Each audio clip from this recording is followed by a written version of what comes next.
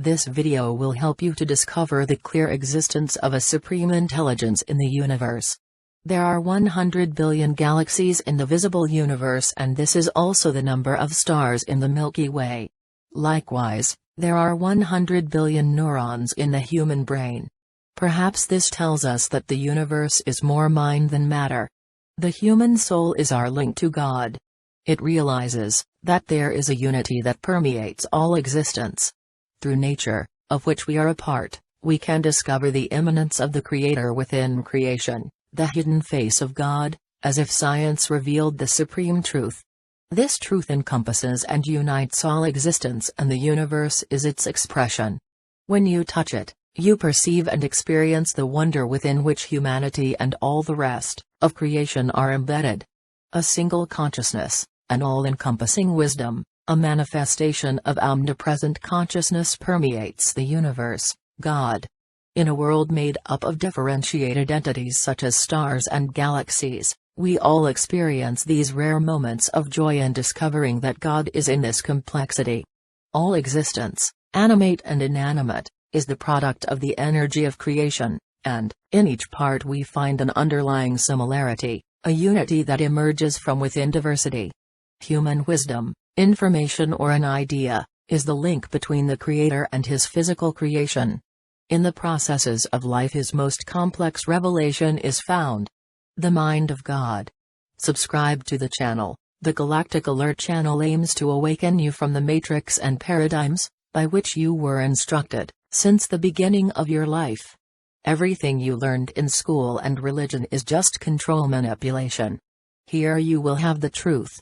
The first giants of modern science, Descartes, Galileo, Bacon, Brea, Kepler, Newton and Locke, were Christian men. Yet it is common in today's secular and materialistic culture to think that science and religious faith must be antagonists. If there were no natural order in the world, science could not exist, as it searches for spatio-temporal patterns. In other words, if there is no order, there would be nothing to search for. If there was an order but we could not discover it, science would again be at an impasse. Finally, if there weren't a benefit to researching the natural world, we wouldn't bother doing it. The Western world, and it alone, was able to illuminate science due to its centuries-old heritage and Judeo-Christian and Greco-Roman traditions. Its scientific assumptions were the gift of antiquity to the modern age.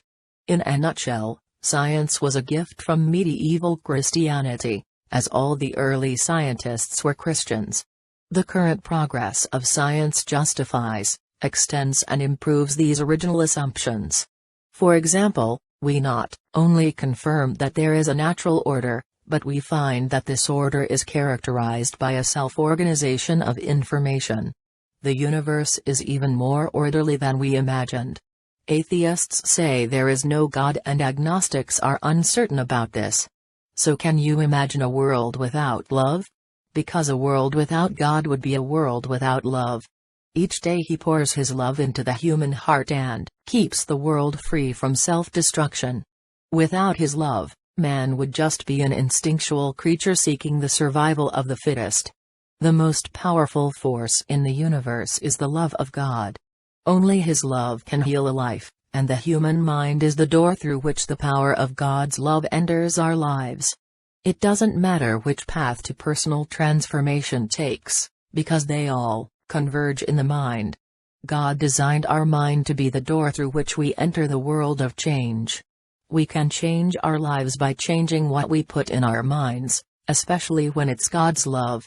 The power of the mind is so great that there is considerable confusion about its role in spirituality and positive change. There are those who worship the altar of the mind and believe that their mind is everything, elevating it almost to the status of God. Others try to dissociate themselves from the mind, claiming that all they need to do is live by faith. But the truth lies between these two extremes.